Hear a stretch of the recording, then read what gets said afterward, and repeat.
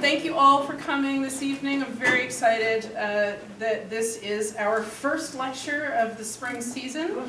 And it's Ilan Ossendryver who has come all the way here to Atlanta from South Africa, from Johannesburg. Thank you so much for coming. This is a story that is incredible and still unfolding about the Ethiopian Jews traveling to Israel over the past 30 years. I first met Ilan a couple of years ago when I worked in Connecticut and learned about this story. And he came to Eastern Connecticut State University to talk about it, and now he's here. So we're just thrilled to have him. Ilan Ossendryver is, although he's South African, he lived in Israel for 20 years. He's not just photographed this incredible story, he's photographed Menachem Begin, right? The release of Nelson Mandela. He's been at pivotal points in history for the most incredible things that have happened in South Africa and Israel, around the world. So without further ado, Ilan, and thank you so much for coming.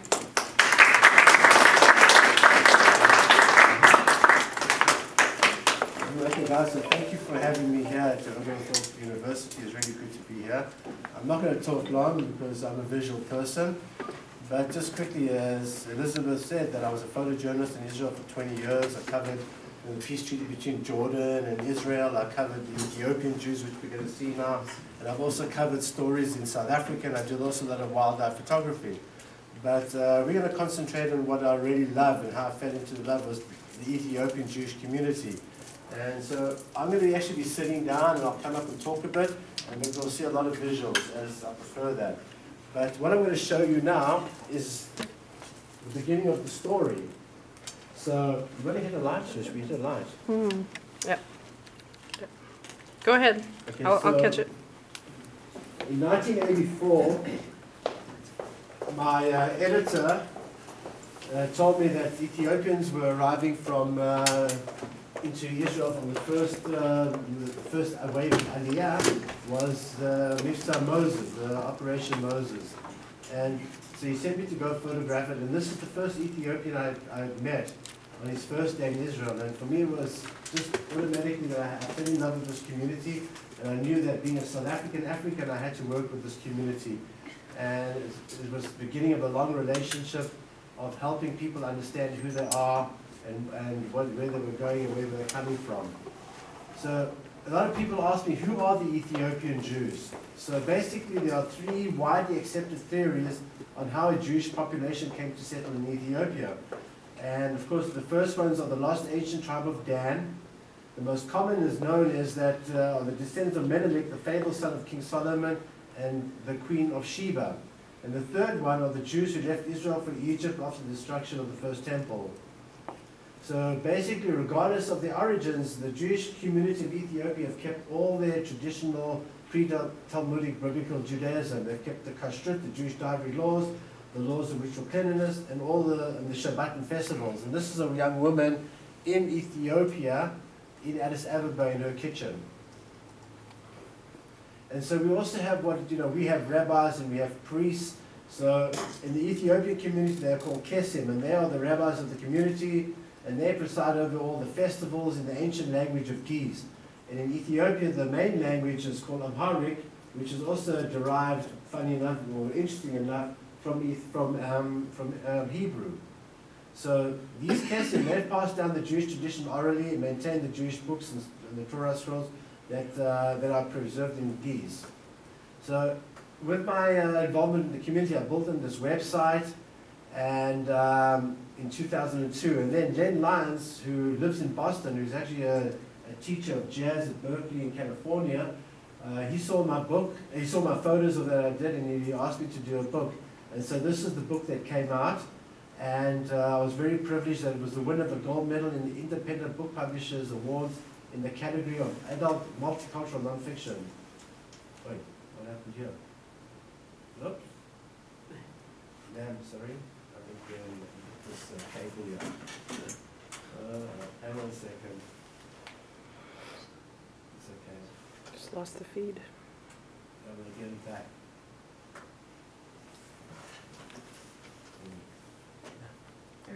Here it comes. It's the watched computer never Okay, boots. sure. Oh my goodness. That's all we need. Oh my god. Okay, so this is let me tell you about the story of Shagur McConnell and his history. I don't know how we get rid of that little thing over here. Oh, there we go. So basically, Shagur McConnell is a young kid in Ethiopia, and he decides that he is going to go to Israel and he's going to take his family. He's going to take his family. So in the middle of the night, they start walking through the northern part of Ethiopia from Gondar to Sudan. And it's about a 200-kilometer walk to the desert where the Mossad have got aeroplanes and they're flying secretly all the Ethiopians, Jews, back to Israel. Anyway, so he's walking in the middle of the night and suddenly he hears a scream and he turns around and he sees that his grandmother's fallen down a cliff. So he decides, no, this is you've got to use some torch. And they were doing it in darkness because a lot of the bandits and people knew that all the Jews were walking this way, so they were easy to just hijack and take their stuff, and that was it. Anyway, so he switched on his light, and if he had taken one more step, the whole family, everybody would have gone down a cliff. So that's his story of getting to Israel. And this young guy, his name is Natan Sandaka.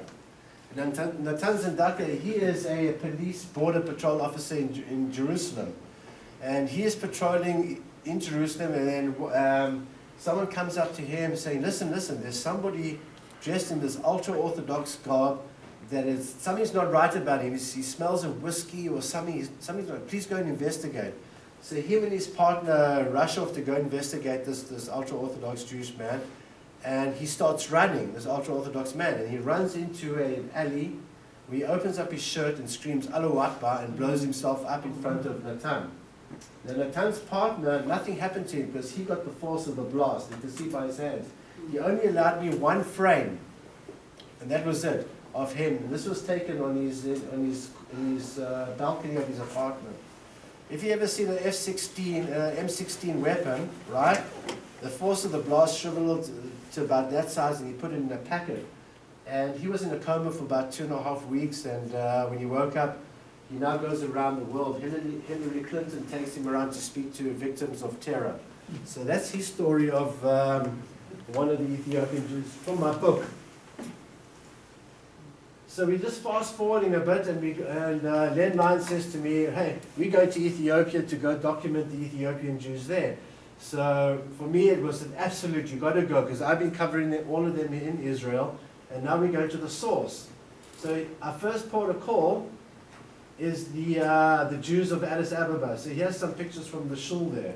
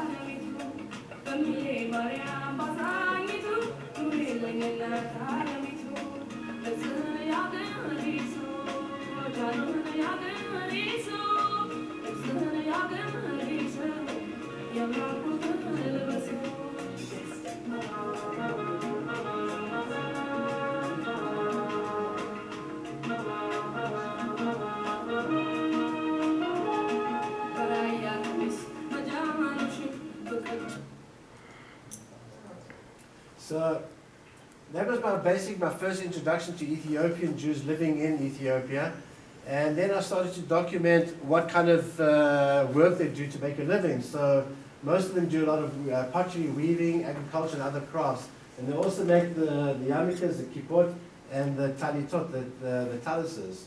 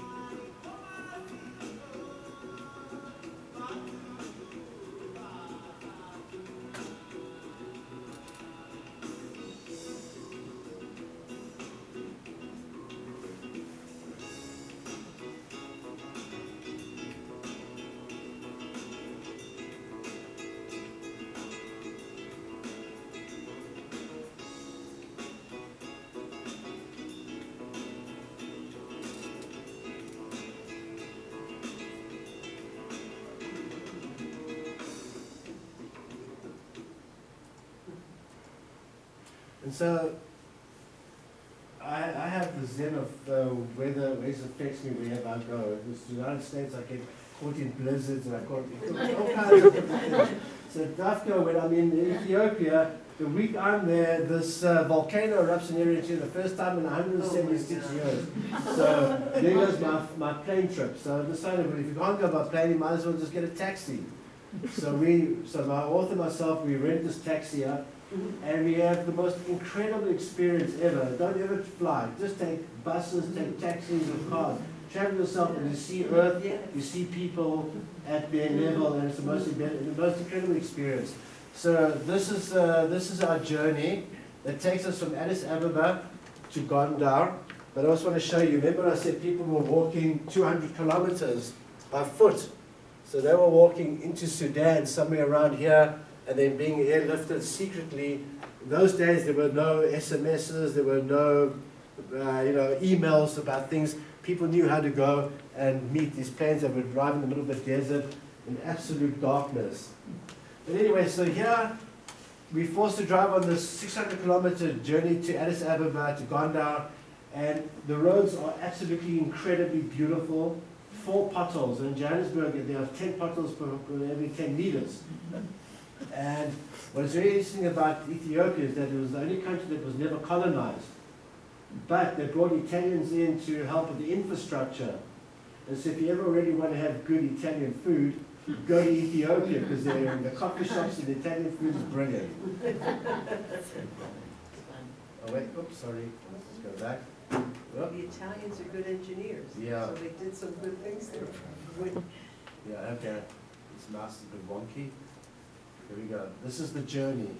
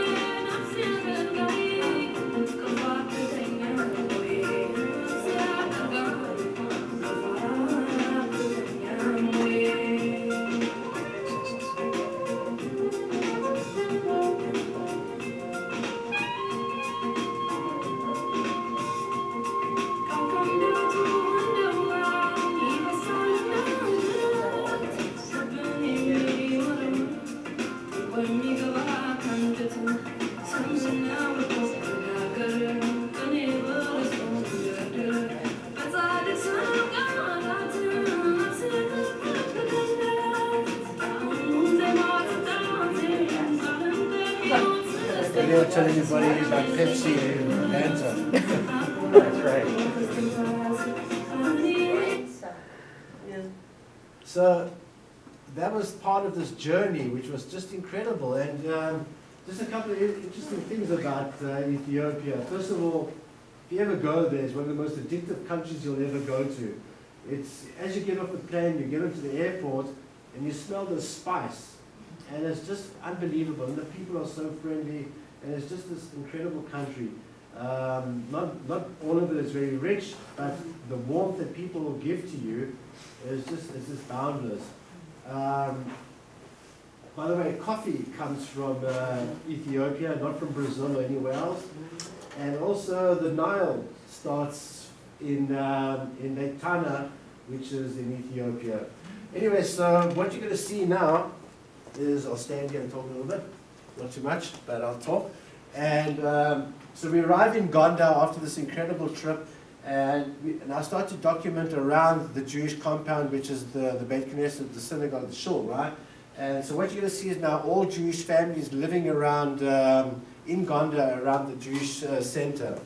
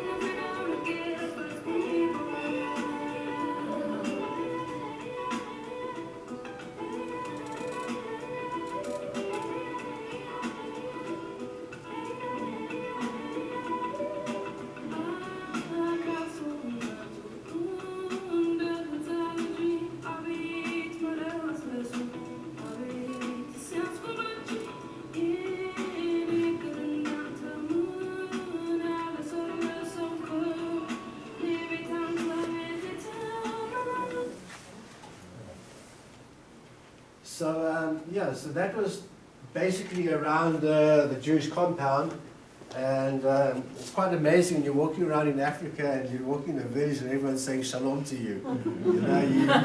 You know, it's quite amazing. In South Africa, you would say Sawubona or something like that, or in South Africa, we counted met you with the South Africans here. But so that was the introduction. Then Monday morning, we go to the shul here, where they're davening Shachrit. So that's where they bring the Torah out on the Monday morning. And so we go there early to the synagogue here. And this is the Ten Commandments written in Amharic. Now, I don't know what it's like in synagogues here in Atlanta, in Johannesburg. There's a lot of noise. You know, people talk, what fashion you're wearing, or whatever, the kids are playing. The discipline here in the synagogue was just incredible, and it made you really proud. You know, to see that these people really want to fulfill their dreams. They are going to Israel. This is what their dreams are about. Never mind what belongings they have. All they want to do is go to Jerusalem. That's their whole being for 2,000 years. So this is scenes from the synagogue, which was very awe-inspiring. And like I said, this is the Ten Commandments written in Amharic.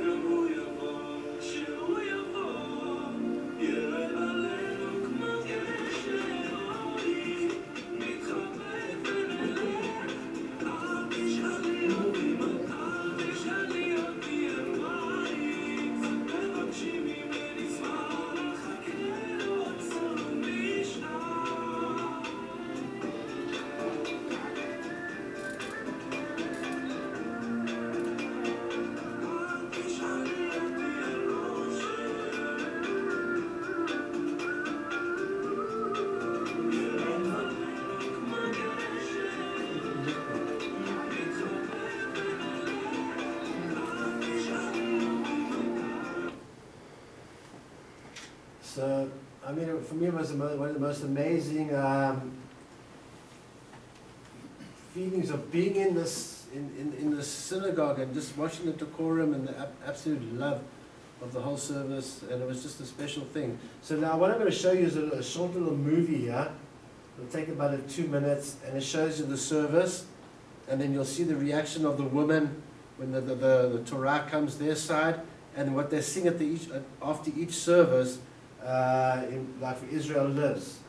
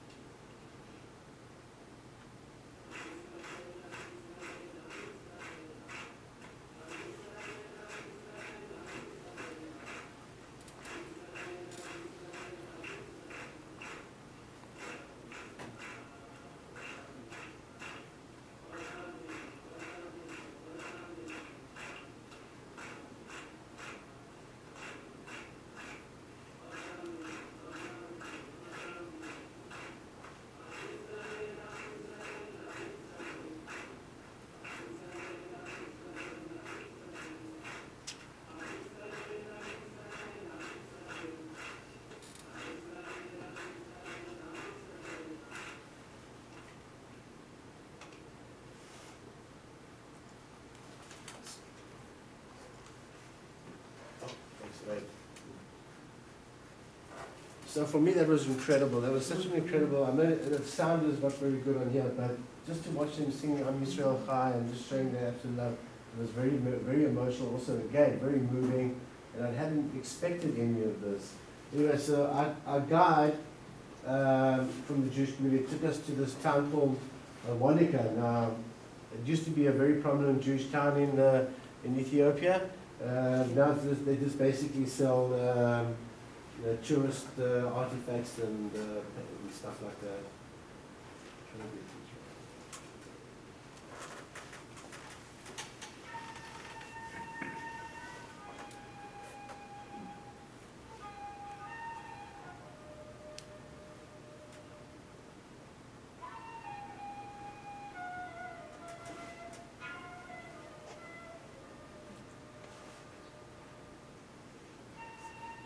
This is basically an old shul.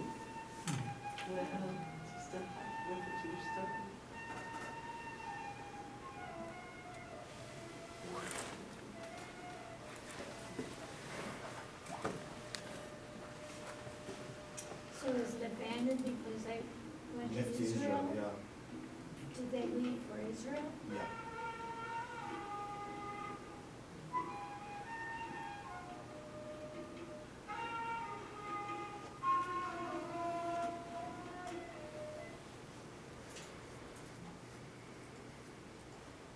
So, just outside the Gondar city is the cemetery here. So, I don't know if you've ever been to Tzfat in Israel. If you go to the cemetery there, the colors of also the tombstones are blue and turquoise. So, it's there basically wall of evil. And so, I'm going to tell you after this a little short story about a family. But this is the cemetery. And it's not the easiest cemetery to get there, especially in the non-rainy season. So in the cemetery in Gondar, there are about 2,000 Ethiopians buried there who are waiting to go to Israel. And it's basically a 4-kilometer walk to get there.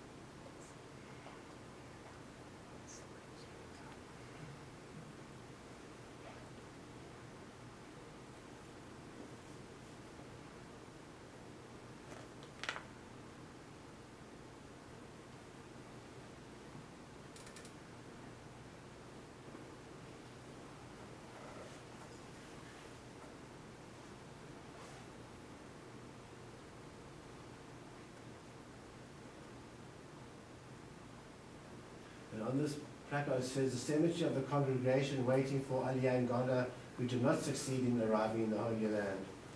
So it was very upsetting to see this. Just quickly, there's a true story of a family who actually walked 7 kilometers in the morning there. A 4-year-old child had died in the family. So they walked this whole way just on the beginning to bury the child. And then once they buried the child, they walked back the 7 kilometers, only to discover that another child had died in the family the same day. So they did this walk again in one day. So it was like 21 kilometers. And I don't know how they get across there during the rainy season.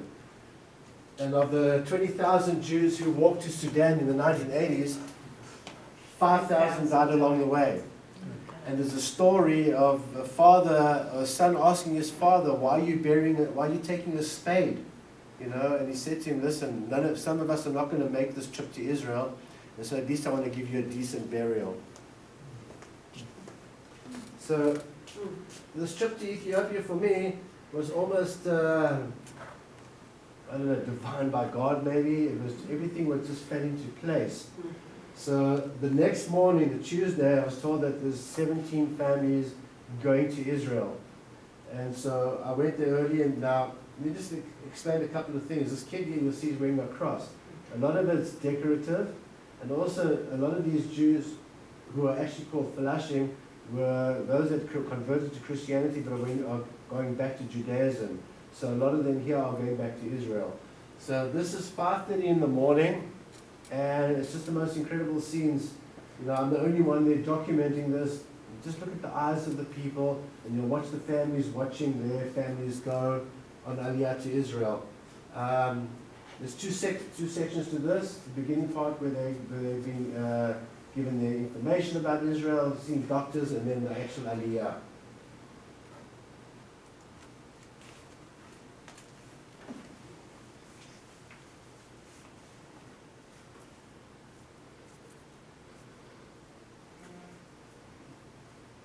What year is this? This is 2 years ago.